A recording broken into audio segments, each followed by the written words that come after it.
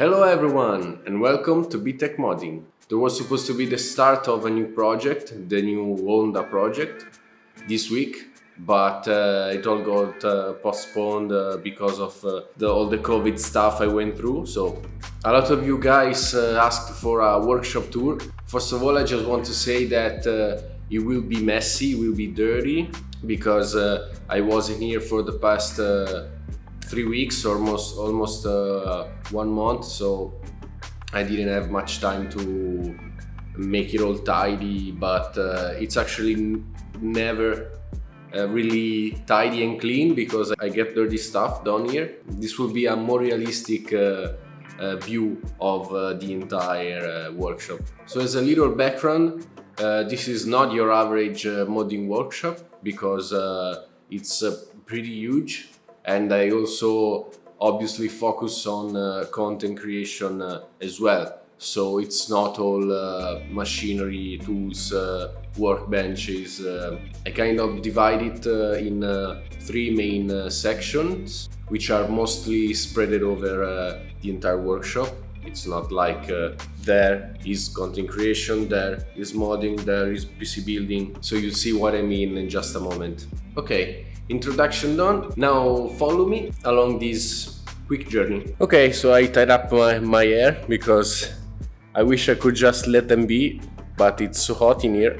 I have the AC on, but it's not really doing much. I thought I would just make it vlog video. I think it would be cool. I hope it's not too shaky, and I hope my shoulder can handle it. But yeah, you're getting a 360 view, and I think we could start from here. So as I was saying just now, there's a content creation, modding, and PC building, more general PC building going on in this workshop. And this is where I take all my photos and clean video, where I need a black background or a white background or a light blue, like or teal background when I want. This is just the wall. I like this color and I made it like this. So what you're looking at here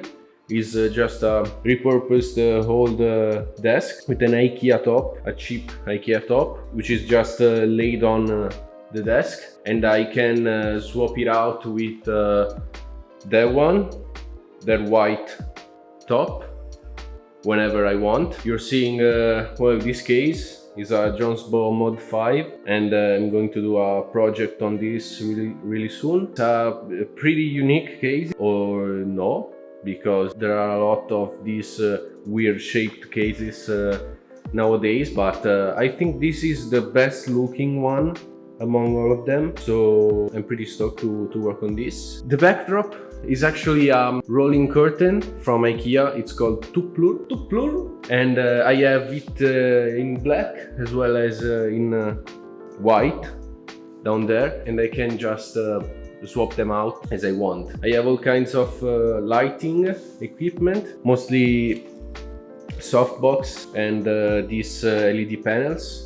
This is where I keep all my packaging junk. Coming around here, I have more equipment just laid around.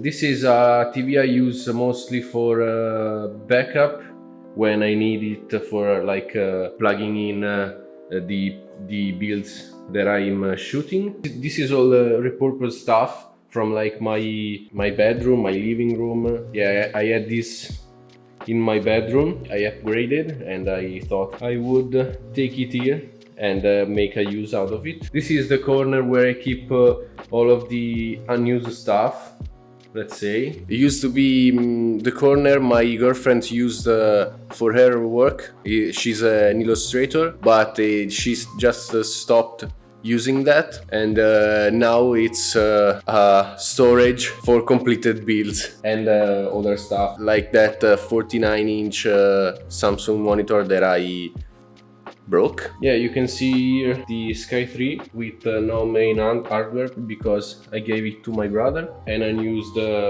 printer and unused electric stove. And this is Iris, pretty cool, obviously also unused, just random stuff that remained here. This is Menhir.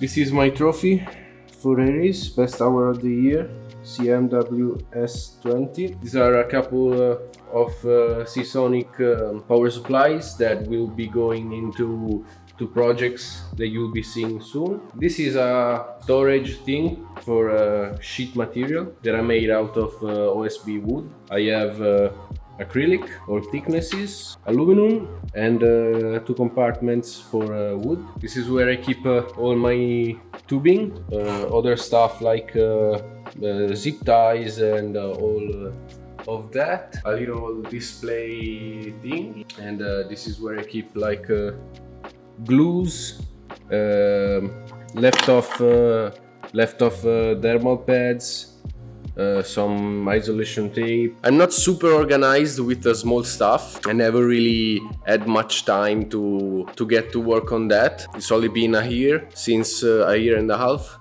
since I've been here, and I didn't have much time to do that kind of work because luckily I mostly worked on modding projects, so there was never much time in between 2 projects. But yeah, it works so far. I could use some storage, some organization for all the small stuff. It might happen. It might become like a series where I try to improve the workshop in this regard. But let's continue. This is a box where I keep all of my sanding equipment, like sandpaper, fillers, all that stuff. A miter saw.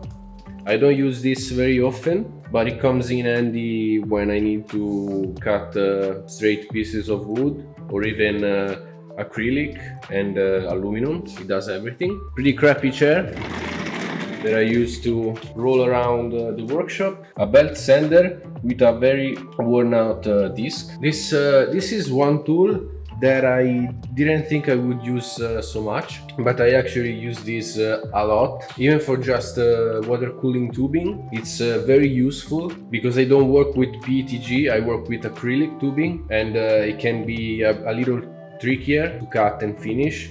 But this one makes it pretty fast. You just like put the tubing here and clean it. The bottom of these tables is used to keep some tools, some wood scraps. There is an orbital sander. This is the old drill press that I used to make janky jigs and vertical drilling. As I said, wood scraps, some random boxes. This is the box where I keep cables, lights, and all that related stuff. Here you can see I was working on something, and that something is Honda. These are all the pieces I cut from aluminum, and I was just cleaning them up. This is a really small pegboard that I used to hang most of the small stuff I have.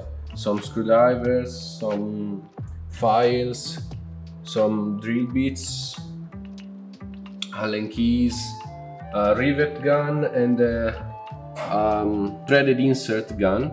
This is very useful. These are my tabs for threading, also very janky. WD-40 for when I drill and thread top. This is the new drill press. It's from Bosch. It's the PBD40, and it's a really unique, I'd say, a drill press, because it's not like a belt driven like most drill presses, but it's actually electric. Let me see if I can power it on and show you. Here it is. Basically it works just like a power drill, and the cool thing is that there's a display here where you can see the speed or even the depth of the drilling.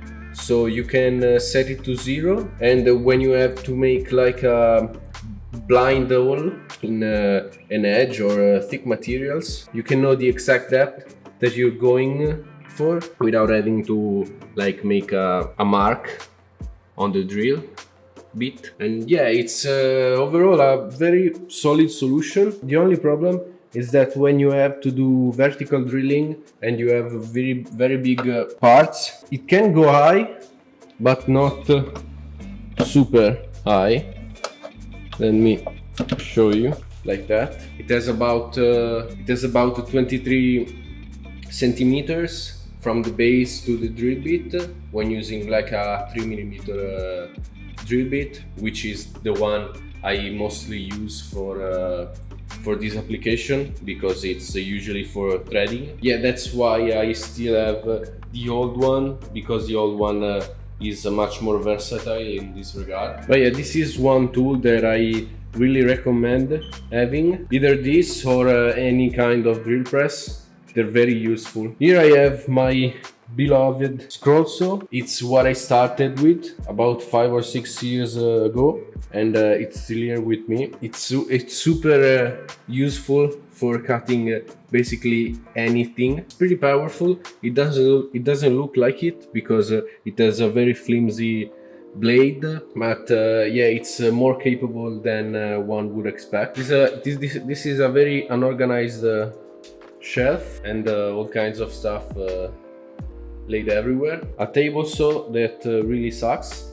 I never use it and it shows. And this is that one table that when you have so much table space around the whole workshop that you end up just having like this all the time, just that table where you put everything and forget it, or come here and take that one thing, use it and throw them on here again. I get it, it's not the best use to make out of a table, but as I said before, all the small stuff like even screws, etc., I have a really hard time keeping that organized. So yeah, this table is a victim of that, I'm afraid. Remaining on that trend, this is the fittings cemetery, as well as some boxes cemetery. You can see here a bunch of fittings and water cooling equipment, some random tubing. This is my setup in the workshop, which I use to make 3D models and web browsing and YouTube, background music and stuff like that. It's not my power station, let's say. I have that at home because when I am in the workshop, I want to focus on getting stuff done and not like video editing and other things like that. It's really messy. I'm not a super tidy person generally, and given that I make dirty stuff here, it's just natural that it will work out like this. I have all my bits for the CNC here. At least I have a box for them. Here's the thing a lot of you may be interested in. It's my CNC.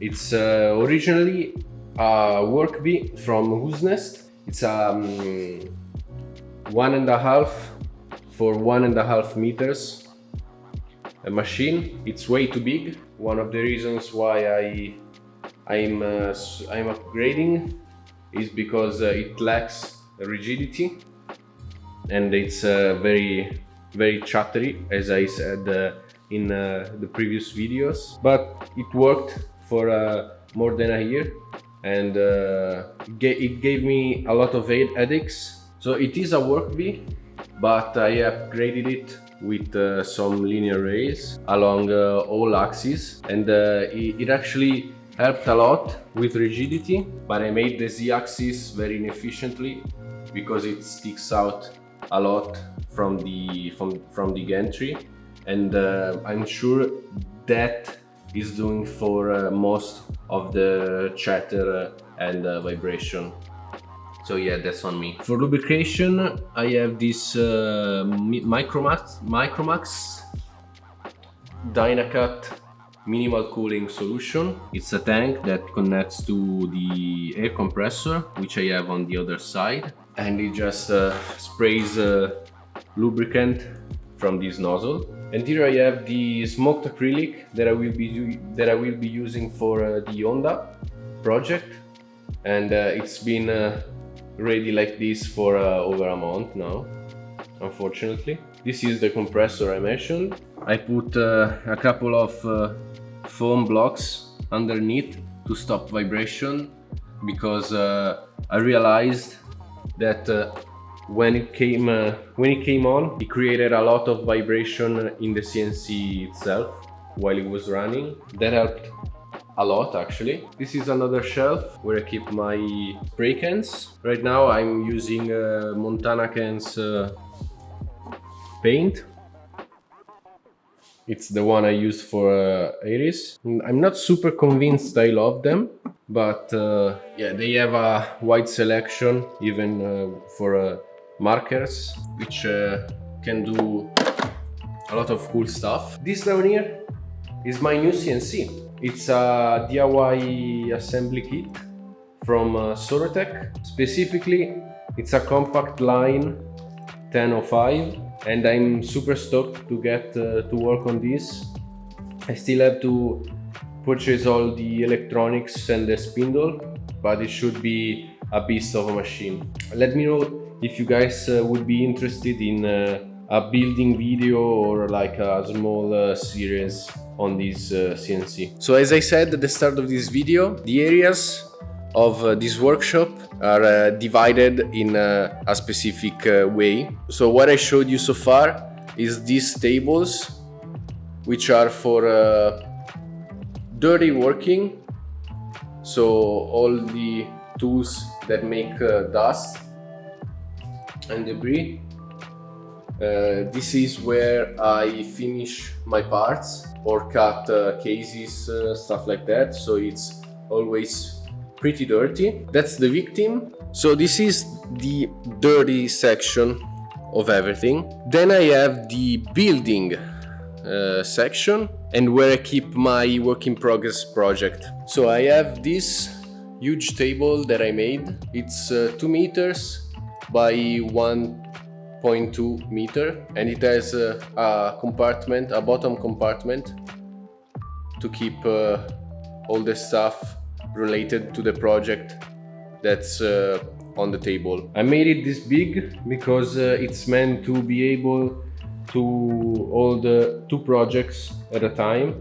So 1 project here and the stuff related to it at the bottom, and another project here with the stuff at the bottom. So as you can see, I worked on Project Mirai alone. That was the only project I was working on. So all the stuff for it was down there. And meanwhile, I collected the stuff for the Honda project and started to put it down here. And this is an extra table which is used to have all clients build, like standard PC building, custom loops. I have a computer store I work with for making custom loops for the clients. So that when one comes in, I have this table always ready, and I don't have to sacrifice workspace for the main project. Here I keep my pigments for the resin epoxy work. I actually work quite a bit with epoxy. I have some cleaning stuff, some more glue, acrylic glue, super glue, stuff like that. Oh, and as I was saying, these tables are meant to be for the clean building section. So the idea is to keep this area clean at all times. It's obviously not possible to have it clean all the time because it will get dirty. It's just how things go when you're modding. But it's definitely cleaner than that one all the time. So it's basically where I do all the fit testing, the final assemblies, and all that stuff. Essentially, it's work in progress all around, and when all the parts are done, I come here and put it all together. Yep. That's also why I put this at the center, to have the area where projects are born at the center. It just works for me. So there you guys have it. As you saw, it's just a normal modder's workshop with dirty stuff, spread out stuff. I don't really consider myself a professional in this regard. I'm very amateur when it comes to organizing. I think that's one area where I should really focus. Let me know your thoughts about the space, the tools, down in the comments. I'm obviously open for suggestions on how to improve the space. So if you guys enjoyed this video, the best you can do is subscribe to the channel, as well as follow us on Facebook, Instagram, Twitter, Discord, builds.gg, and check out our merchandising shop. All links in the description. So thank you guys for watching, and see you next week.